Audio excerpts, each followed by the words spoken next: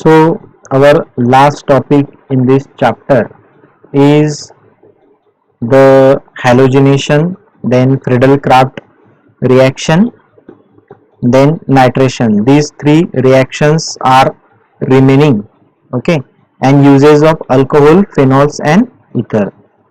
So these three topics we will complete in this lecture, okay. So the first topic is halogenation of, okay, halogenation.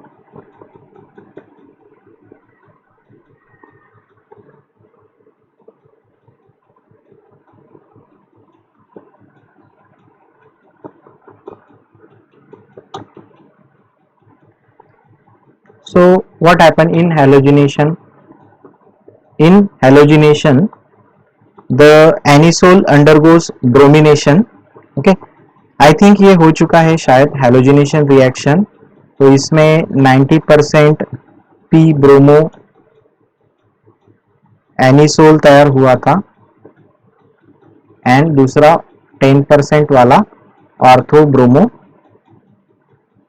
Anisole तैयार हुआ था. तो इसमें जो second reaction है वो हम देखेंगे, वो है Friedel craft reaction. Friedel craft reaction. So what happened, this is also a anisole reaction. So anisole reacts with alkyl halide. In that reaction anisole reacts with alkyl halide in presence of anhydrous AlCl3 to gives the major and minor product, okay. So we will see here catalyst is aluminum trichloride and it is the Lewis acid.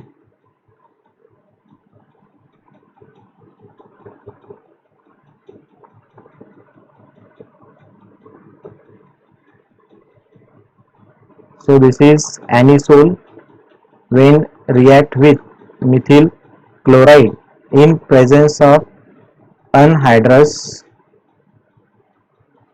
AlCl3, okay. It gives two products.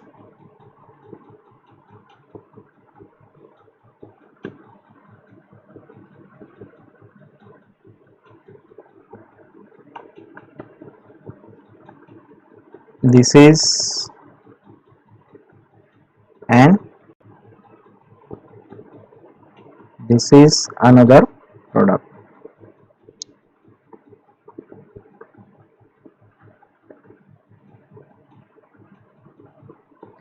So this is 4-methoxytoluene. When methyl group attached to the benzene ring, then it is toluene. So the name of this compound is 4-methoxytoluene, okay. From this 1, 2, 3 and 4, and this is nothing but the methoxy group, okay. 4-methoxy, चौथे carbon को methoxy group attach है और ये जो CH3 है ये attach हुआ है बेंजीन रिंग को, तो इस वजह से इसको टॉल्यून बोलेंगे. और मिथॉक्सी ग्रुप 4th पोजीशन पे अटैच होने की वजह से इसको 4-methoxytoluene बोलेंगे. तो ये आप बता सकते हो, एकदम सिंपल है. दूसरे पोजीशन पे यहाँ से एक काउंट करना, यहाँ से दूसरा, तो यहाँ पे आएगा 2. ये मिथॉक्सी ग्रुप है 2-methoxy और CH3 ग्रुप बेंजीन रिंग को अटैच होने के वजह से टॉल्यून है 2-methoxytoluene. तो इसमें मेजर प्रोडक्ट ये है और ये माइनर प्रोडक्ट है. तो इस तरह से एनिसोल जब रिएक्ट होता है अल्किल या मिथिल क्लोराइड से, तो in presence of anhydrous AlCl3 तो मेजर एंड माइनर प्रोडक्ट्स मिलते हैं. ये है एनिसोल, ओके. तो हम देखेंगे अभी, ये तो हमको पता चल गया कि फ्रीडल क्राफ्ट रिएक्शन में क्या होता है. तो फ्रीडल क्राफ्ट रिएक्शन में एनिसोल जब मिथिल क्लोराइड से रिएक्ट होता है, कैटलिस्ट है अनहाइड्रस AlCl3, तो मेजर एंड माइनर प्रोडक्ट्स हमको मिलते हैं। तो मेजर और माइनर प्रोडक्ट्स जो मिलते हैं वो कैसे मिलते हैं वो हम अभी देखने वाले हैं। तो रिएक्शन में जो सॉल्यूट एंड सॉल्वेंट है उसमें बहुत सारे मॉलिक्यूल्स होंगे। तो यहाँ पे ये जो रिएक्टेंट की जो क्वांटिटी है और जो प्रोडक्ट्स की क्वांटिटी है वो आप जज मत करो, क्योंकि यहाँ पे एक ही मिथिल ग्रुप है और यहाँ पे एक अटैच है और दूसरा यहाँ पे है। तो ऐसे पॉसिबिलिटीज होती है, दो तरह की ये पॉसिबिलिटीज है। इस रिएक्शन में दो तरह की पॉसिबिलिटीज है, एक तो 4 मिथॉक्सीटोल्यून बनने की या 2 मिथॉक्सीटोल्यून बनने की। तो ज्यादातर बनता है 4 मिथॉक्सीटोल्यून, तो वो मेजर प्रोडक्ट होता है। और जो 2 मिथॉक्सीटोल्यून है वो कम क्वांटिटी में बनता है, कम मात्रा में बनता है। तो इसके प्रोडक्ट तैयार होने की दो पॉसिबिलिटीज है, ये एक पॉसिबिलिटी है और दूसरी ये पॉसिबिलिटी है। ऐसे दो पॉसिबिलिटीज है, एक तो ये एक तो ये। तो ज्यादातर प्रोडक्ट 4 मिथॉक्सीटोल्यून ही होगा, क्योंकि ऑर्थो पोजीशन वो ज्यादा फेवर करेगा, ना कि पैरा पोजीशन वो फेवर करेगा। ओके, मेटा तो फेवर ही नहीं करेगा। तो इस तरह से फेवरिज्म का भी एक अलग मैकेनिज्म है कि उसमें डेंसिटी जो होती है इलेक्ट्रॉन्स की वो ज्यादा होती है उस पोजीशन पे। इलेक्ट्रॉन क्लाउड बोलते हैं इलेक्ट्रॉन डेंसिटी को, इस वजह से वहां पे जो अटैचमेंट है कोई भी ग्रुप का, सब्स्टिट्यूट ग्रुप का, तो वो ज्यादा होता है। तो ये जो CH3 ग्रुप है ये यहाँ पे अटैच होगा पहले प्रोडक्ट में, और दूसरे प्रोडक्ट में वो यहाँ पे अटैच होगा। तो अगर वो यहाँ पे अटैच होता है तो एक हाइड्रोजन निकलेगा। ओके, और ये जो Cl है वो ये हाइड्रोजन से रिएक्ट होगा। ओके, तो बाई प्रोडक्ट बनेगा HCl। ओके, पहले कंडीशन में, पहले पॉसिबिलिटी में वो HCl बनेगा और जो 4 मिथॉक्सीटोल्यून बनेगा। तो ये पोजीशन पे अगर अटैच होता है CH3 ग्रुप तो 4 मिथॉक्सीटोल्यून बनेगा, और ये पोजीशन पे अगर अटैच होता है तो 2 मिथॉक्सीटोल्यून बनेगा। तो इस तरह से फ्रीडल क्राफ्ट रिएक्शन में एनिसोल जब, मतलब ये जो ईथर है एनिसोल, ये ईथर जब मिथिल क्लोराइड या अल्किल हाइड्राइड से जब रिएक्ट होता है तो अनहाइड्रस AlCl3 के प्रेजेंस में वो दो पॉसिबल प्रोडक्ट बना सकता है depending on the favourable position. तो फेवरेबल पोजीशन 4th कार्बन के ऊपर ज्यादा फेवरेबल पोजीशन है। ओके, या 4 मिथॉक्सी 4 कार्बन पे नहीं बोल सकते हम कि ऑर्थो पोजीशन ज्यादा फेवरेबल है उसके लिए, ना कि पैरा और मेटा पोजीशन। तो इस वजह से मेजर प्रोडक्ट जो तैयार होता है वो उस तरह से होता है। इसमें और एक रिएक्शन देखेंगे, अगर ये जो एनिसोल है ये रिएक्ट होता है एसिटिक एसिड से, तो यहाँ पे भी सेम जो कैटलिस्ट है वो सेम ही यूज करना पड़ेगा। सबस्ट्रेट एक जो है वो चेंज हुआ है, यहाँ पे कैटलिस्ट सेम ही है, अनहाइड्रस AlCl3 यही कैटलिस्ट यूज किया है, और यहाँ पे जो प्रोडक्ट्स बनेंगे वो उस तरह से थोड़े से माइनरली चेंज होंगे। तो यहाँ पे भी दो पॉसिबिलिटीज है। तो यहाँ पे ये जो ग्रुप है COCH3 वाला, एक तो ये यहाँ पे अटैच होगा या यहाँ पे अटैच होगा, और ये COCH3 वाला जो ग्रुप है वो है एसिटो ग्रुप। ओके, एसिटो ग्रुप जो है वो है। ओके, तो यहाँ पे दो प्रोडक्ट्स पॉसिबल प्रोडक्ट है, सेम ही है, वो सिर्फ पोजीशन में थोड़ा सा फर्क होगा। OCH3 तो यहाँ पे अटैच होगा COCH3, कार्बन से बॉन्ड होगा इसका COCH3। दूसरा पॉसिबल प्रोडक्ट है यहाँ पे COCH3 अटैच होगा यहाँ पे जैसे के वैसे।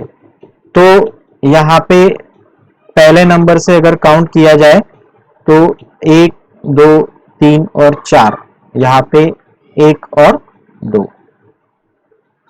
ओके, तो यहाँ पे 4 मिथॉक्सी ग्रुप है, ये 4 मिथॉक्सी। ओके, यहाँ पे 2 मिथॉक्सी, और यहाँ पे चौथे पोजीशन को एसिटो ग्रुप अटैच है और फेनिल रिंग को अटैच है, और ये कीटोन है क्योंकि यहाँ देखो, ये यहाँ पे देखो अच्छे तरीके से, ये कार्बन है। ओके, कार्बन को, ये जो ऑक्सीजन है इस पे ध्यान दो, ये ऊपर गया ऑक्सीजन, ये CH3 ग्रुप उस पे ध्यान दो, ये CH3, और ये फेनिल रिंग है, इस पे देखो ध्यान दो, ये है फेनिल रिंग, ये है कार्बन, ये ऑक्सीजन जो है वो ऊपर है।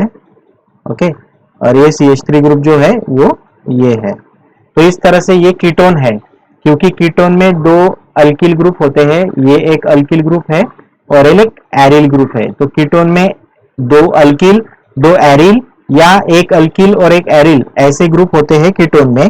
तो ये केटोनिक ग्रुप है, केटोनिक ग्रुप है। तो ये कीटोन का ग्रुप तो है, पर यहाँ पे एक फेनिल रिंग अटैच है।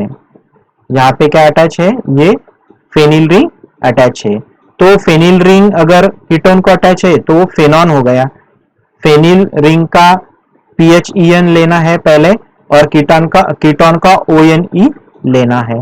ये फेनिल रिंग का PHE लिया और कीटोन का ONE लिया, तो बन गया फेनॉन। तो क्या बन गया? फेनॉन। ओके, समझो आपको फेनॉन कैसे आया। और ये जो ग्रुप है, ये ग्रुप एसिटिल ग्रुप होने के वजह से, एसिटिल ग्रुप होने के वजह से एसिटो फेनॉन उसको बोलते हैं। समझा आपको? 4 मिथॉक्सी एसिटो फेनॉन, ऐसे उसका नाम आएगा।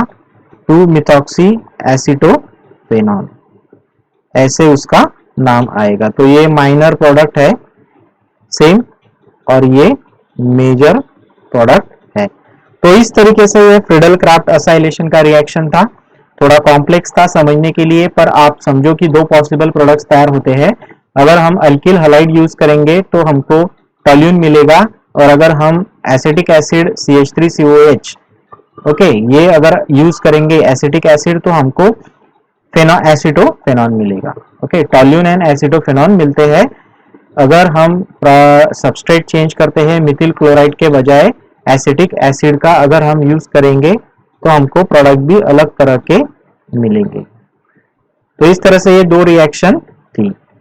लास्ट वाला रिएक्शन है इसमें नाइट्रेशन।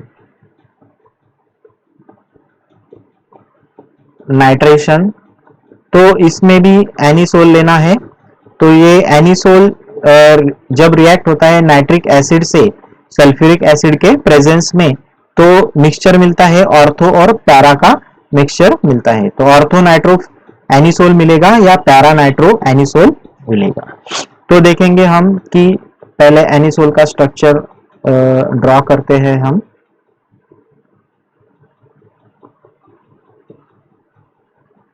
ये है एनिसोल, ये रिएक्ट होता है नाइट्रिक एसिड से, वो कॉन्सेंट्रेटेड चाहिए।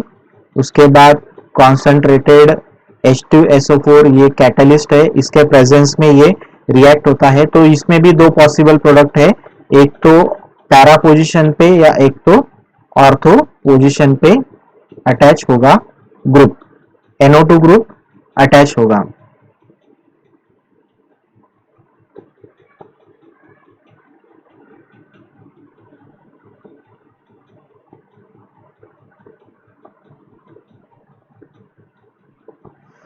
तो यहाँ पे ये NO2 ग्रुप यहाँ पे अटैच हुआ है और यहाँ पे NO2 ग्रुप अटैच हुआ है।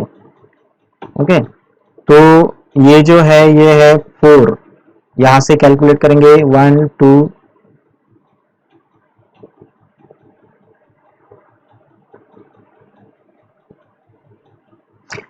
यहाँ पे नंबरिंग यहाँ से देना है 1 2 3 और 4, 1 और 2।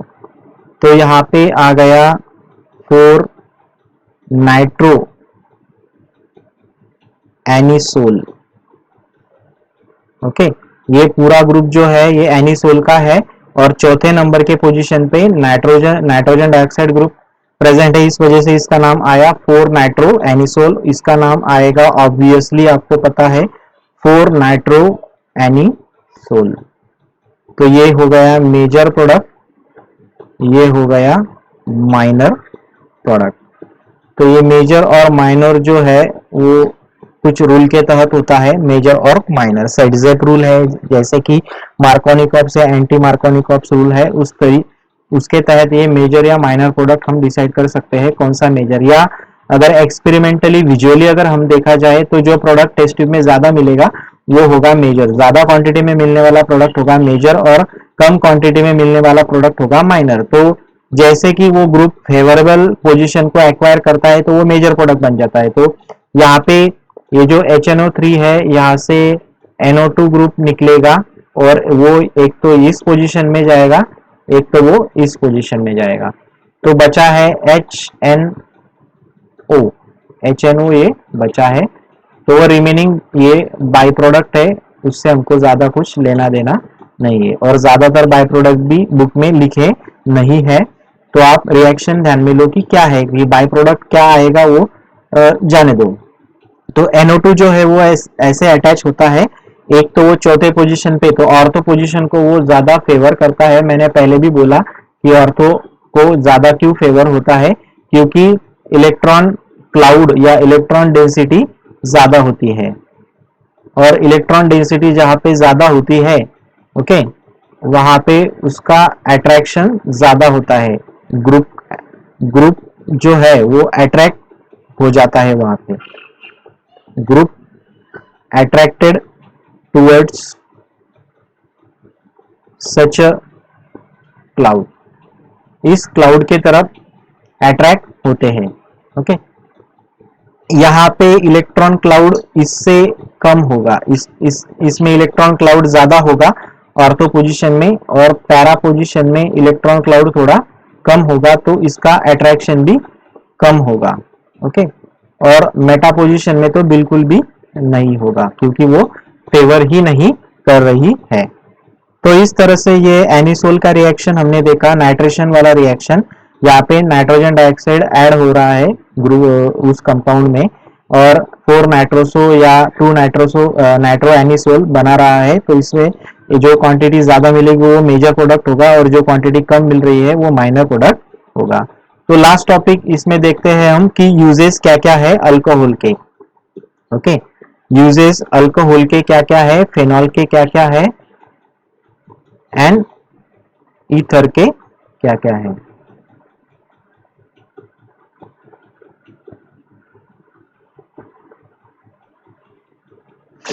तो अल्कोहल के यूज क्या क्या है, use as a solvent, use as a solvent for paints and varnishes.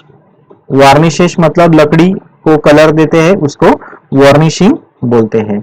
इसमें जो इथिल अल्कोहल है वो ethyl alcohol antifreeze agent automobile radiation में यूज करते हैं, एंटी फ्रीज एजेंट करके यूज करते हैं किसमें, ऑटोमोबाइल रेडिएशंस में।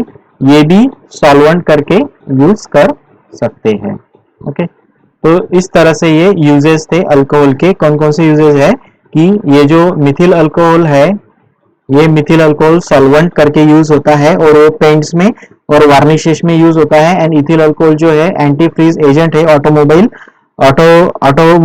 रेडिएशंस में यूज होता है, रेडिएटर में यूज होता है। वो ऑटोमोबाइल के रेडिएटर जो होता है आगे के पोर्शन में होता है, वो ऑटोमोबाइल का रेडिएटर, कार का रेडिएटर होता है, उसमें ethyl alcohol antifreeze agent करके डाला जाता है, और सॉल्वेंट करके भी वो यूज कर सकते हैं। उसके बाद ईथर जो है उसमें डाई इथिल ईथर जो है वो एनेस्थेटिक यूज किया जाता है।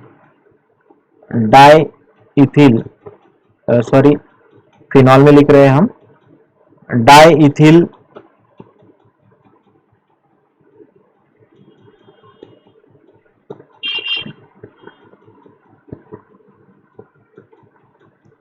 ये पहले earlier it is use as a anaesthetic, मतलब बेहोश करने के लिए। जब ऑपरेशन करते हैं तो कुछ ऑपरेशन में कुछ काटना होगा, काट के ऑर्गन को अच्छा करके वो ऑर्गन ठीक करके या रिप्लेस करके वो अगर सिलना होगा तो इस वजह से, या पैक करना होगा तो उस वजह से ये दर्द जो होता है वो कम करने के लिए ये दवाई दी जाती है। एनेस्थेटिक उसको बोलते हैं, जिसको हम जो है वो बोलते हैं कि इस इंजेक्शन से हमको दर्द नहीं होता, तो बेहोश किया जाता है हमको, जिससे हमको दर्द नहीं होगा। तो एनेस्थेटिक यूज किया जाता है इन सर्जिकल ऑपरेशन। सर्जिकल मतलब काट के जोड़ना। सर्जिकल ऑपरेशंस में ये यूज किया जाता है। और ये जो डाइथिल ईथर है तो ये सॉल्वेंट करके भी यूज किया जाता है। कौन से रिएक्शन में? ग्रिग्नार्ड रिएजेंट में। ओके।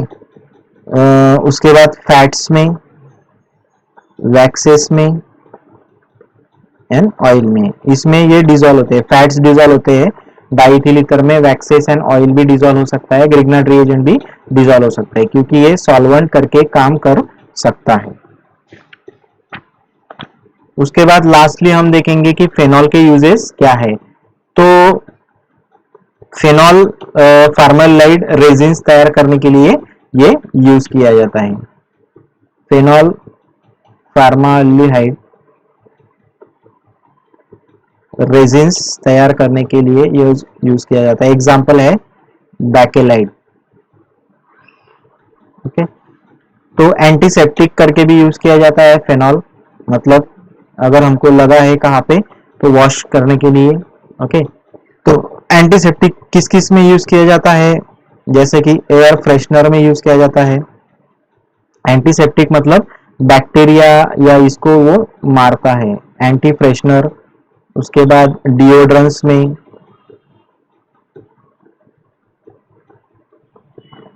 माउथ वॉशेस में, calamine lotions, floor cleaner. Floor cleaner में तो पता है आपको फेनॉल यूज किया जाता है, और कुछ कैलामाइन लोशंस में भी ये यूज किया जाता है। तो इस तरीके से हमने ईथर, फेनॉल एंड अल्कोहल के यूजेस हमने देखे। तो इस तरह से ये चैप्टर हमने कंप्लीट किया। इसके ऊपर आपको कुछ क्वेरीज होगी तो you can comment on my channel. Okay, so thank you for watching this video. Goodbye, see you.